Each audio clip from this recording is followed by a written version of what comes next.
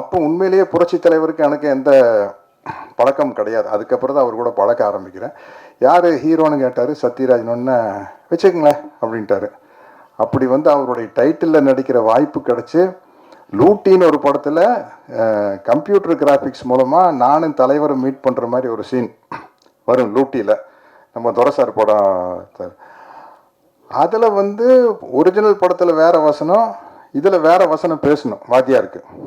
மயில்சாமி தலைமையில் பல mimicry artist வந்து பேசி பாட்டும் ஒன்றும் சரிப்பட்டு வரல. ஏவிஎம் கார்டன் தியேட்டரில் மயில்சாமி சொன்னாப்புல கரெக்டாக சத்யராஜனை கூப்பிடுங்க, அவர் தான் கரெக்டாக பேசுவார் தலைவருக்கு அப்படின்னு சொல்லி போய் அந்த சீனில் எனக்கு நானே பேசிட்டு புரட்சி தலைவருக்கு நானே டப்பிங் பேசிட்டேன். அவருக்கு டப்பிங் பேசணும் ஒரே ஆள் நானாக தான் இருக்கு. ஏன்னா குண்டடிப்பட்டதுக்கு